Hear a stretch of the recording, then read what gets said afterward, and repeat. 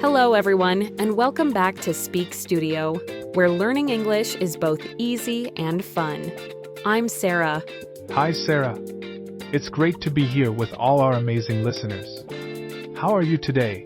I'm fantastic, Leo. I'm really excited about today's topic. It's a big one. Oh yes, something many English learners ask about. So, what are we discussing today? Today, we're going to talk about how to speak like a native. That's an awesome topic. It's not about being perfect, right? It's about sounding clear and natural. Exactly. It's about being relaxed and confident when you speak. And we've got some fun tips to share. So that I'm ready. But before we begin, we just want to say thank you for listening. If you enjoy our channel, please give this episode a thumbs up. Yes, and don't forget to subscribe and share it with your friends. It really helps us a lot. Okay, Leo, let's get started. Let's do it. So, what's our first tip for sounding more like a native speaker? Our first topic is connected speech. That sounds serious. It might sound serious, but it's actually simple and very natural. Can you explain it, Sarah? Of course. Connected speech means linking words together instead of saying each one separately. For example, we don't say an apple slowly and apart. I see.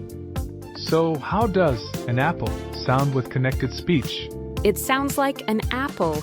The two words flow together smoothly. That makes sense. It sounds faster and more natural. Do you have another example? Sure. Take good afternoon.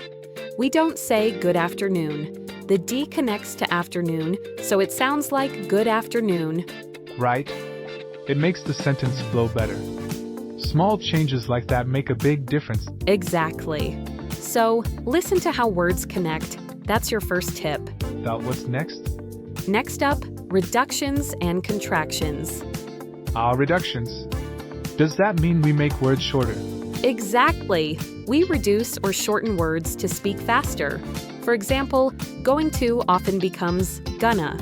Like, I'm gonna go to the store. Yes, that's a common reduction in informal speech. And want to becomes wanna, like, I wanna learn English. Perfect, Leo. Now, contractions are a little different. They combine two words, usually with an apostrophe, like I am becomes I'm, you are becomes your, and he is becomes he's. Oh, and for negatives, do not becomes don't, and is not becomes isn't. That's right. Using contractions makes your English sound more natural and fluent right away. Okay, what's our third tip? It's about stress and emphasis. Which words you say with more energy. So, not all words are equal. Exactly. We stress key words to show meaning. For example, I love this podcast means you, not someone else, love it. But I love this podcast shows strong emotion. And I love this podcast means this one, not another. Wow, the same sentence can mean different things. That's right. Stress gives English its rhythm, the music of the language. So don't speak flat. Give some words more power. I like that tip. Next, let's talk about regional accents. Oh, that's a big one. English is spoken in so many countries. Exactly. Even within one country, accents can vary. For example, London and Scotland sound very different. Just like New York and Texas do in the US. Yes, and here's the key point. There's no single correct accent. The goal is to be clear, not to sound like someone from a movie. That's such good advice. Listen to many accents, American, British, Australian, and your understanding will grow. Absolutely. Your accent is part of who you are. Focus on communication, not perfection. What's our next tip? Modern slang. Slang. That's tricky. It changes so fast. It really does. Slang is casual language we use with friends. For example, cool means great. Like, this music is cool. Exactly. Another one is awesome. It means amazing. Oh, I've also heard lit. Right, but that's very informal. So listen for slang, but use it carefully. Stick to safe words like cool and awesome first. Like, that party was lit. Definitely. And avoid slang in formal situations like job interviews. Definitely not. But it's good to know what these words mean when you hear them. Next, let's look at set phrases. These are groups of words that go together, like building blocks. Building blocks? Yes, you learn them as one unit. For example, how are you? Or see you later. So you don't think about each word. You just say the whole phrase naturally. Exactly. Learning these phrases helps you sound more fluent and confident. Can you share a few more? Sure. What do you think? Can you help me, please? Or I'm not sure. All are great everyday phrases. That's a great shortcut. Power words. Do they give us superpowers? In a way, yes. They make your English stronger. Instead of saying good, say amazing or delicious. So, the food is delicious.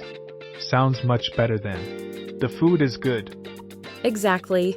And instead of bad, you can say awful or terrible. Or instead of happy, say joyful or ecstatic. That really makes speech more Perfect. Power words make your English more expressive and specific. colorful. What's next on our list? Speed and pauses. The rhythm of speaking. Some learners think speaking super fast is good, but it's not. Right. Native speakers change their speed and use pauses naturally. Exactly. A pause gives meaning or builds suspense. For example, I have good news. And pauses also give you time to think. It's okay, even good, to pause. Totally. Nobody talks like a robot. Playfully, I am a robot. Please don't do that again. Laughs, so speak at a natural pace. We're getting close to the end. Yes, and listen to how natives pause. Don't be afraid of silence. It makes you sound confident. What's next? Formal versus informal English. Oh, that's important. Using the wrong one can sound awkward. Exactly. Informal English is what you use with friends. Like, hey, what's up? Want to grab a coffee? But you wouldn't say that to your boss. Definitely not. In formal English, you'd say, good morning. How are you today? Would you like to meet later? So, it's about knowing your situation, who you're speaking to. Yes. Watch movies or shows to see how people switch between formal and casual settings. Natural reactions. These are the small words or sounds we make while listening, like, oh really? Wow, I see, or uh-huh. And our final tip.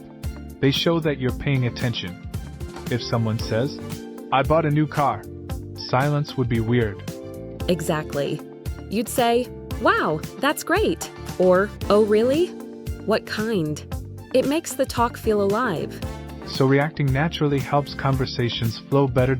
Yes, it's not only what you say, it's how you respond and listen. That's a perfect way to end. That's a lot. So today we covered 10 great tips. Connected speech, contractions, stress, accents, slang, set phrases, power words, speed, formality. But all super useful. Remember, you don't need to be perfect. Start small. Try 1 or 2 tips this week. And natural reactions. That's a lot, but all super useful. Remember, you don't need to be perfect. Start small. Try 1 or 2 tips this week. Maybe use more contractions like I'm or don't, or a power word like amazing instead of good. Every small step helps.